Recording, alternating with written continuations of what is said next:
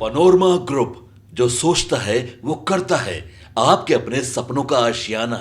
News for nation पर आपका स्वागत है और मैं हूं आपके साथ प्रार्थना। खबर बिहार के मुजफ्फरपुर से सामने आ रही है, जहां पर एक पत्नी ने अपनी पति को मौत के घाट उतार दिया और इसके बाद उसके शव को कमरे में जलाने की कोशिश की। जी हाँ, ये अजीबोगरीब घटना जो है वो मुजफ्फरपुर की है, जहां पर पत्नी ने अपने सुहाग को ही मार दिया और उसके बाद उसे जलाने की कोशिश की। देखिए, इस घटना के बाद से पूरे इलाके में जहां एक तरफ लोग हैरान हैं, तो वहीं दूसरी ओर घर में मातम पसरा हुआ है। इस पूरे मामले के बारे में बात करें तो बिहार के मुजफ्फरपुर जिले की ये घटना है। मुजफ्फरपुर जिले में एक पत्नी पर जहर दे करके अपने पति को मार डालने का आरोप लगा है।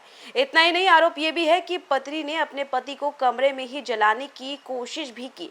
मुजफ्फरपुर में सकरा थाना क्षेत्र के केशवपुर गांव के वार्ड 5 में सोमवार को संदिग्ध स्थिति में युवक की मौत हो गई। मृतक अंशु कुमार 32 वर्ष का था। बताया जा रहा है कि जहर खिलाने के बाद युवक के कमरे में आग लगा दी गई। बिस्तर और अन्य सामान जला हुआ था। हालांकि युवक का शरीर झुलसा हुआ नहीं था।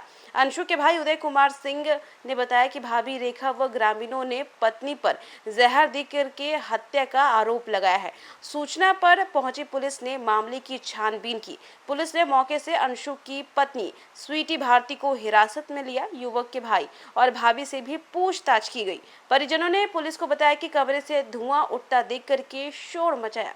ग्रामीणों के जुटने के बाद युवक को कमरे से बाहर निकाला गया। आनन फानन में जब उसे वो लोग निजी नर्सिंग होम में भर्ती कराने के लिए पहुंचे, वहां से बेहतर इलाज के लिए चिकित्सकों ने दूसरे अस्पताल में रेफर कर दिया और इसके बाद मुजफ्फरपुर शहर स्थित एक निजी हॉस्पिटल में भर्ती कराया गया, जहां इलाज के दौरान देर शाम युवक की मौत हो गई। वहीं बात करें तो एफएसएल की टीम ने घटनास्थल से नमूने लिए हैं। परिजनों ने पुलिस को बताया कि घर बनाने के लिए अंशु लोन लिया था और किस्त जमा नहीं होने से बैंक ने उसके घर पर नोटिस चिपकाया था और इसको लेकर के घर में विवाद होता रहता था। इधर अपर थानेदार रविकांत कुमार ने बताया कि जहर खाने से युवक की मौत हुई है। उसे जलाने की कोशिश की गई। कमरे में बिस्तर और अन्य सामान जला हुआ था। शव को पोस्टमार्टम के लिए भेज दिया गया और छानबीन की जा रही है। वहीं अंशु अपनी पत्नी और बच्चों के साथ कई महीनों से पातेपुर के इमादपुर गांव स्थित ससुराल में रहता था। भाई के बुलावे पर रविवार को पत्नी बच्चे संग केशवपुर आया था। बैंक द्वारा घर पर नोटिस चिपकाने के बाद भाई ने अंशु को बुलाकर के समझौता करने को कहा था। युवक की शादी 2021 में हुई थी। उसे 2 छोटे छोटे बेटे हैं। करीब 2 साल पहले अंशु की हादसे में दाहिना पैर जो है वो टूट गया था और वो चलने में असमर्थ था।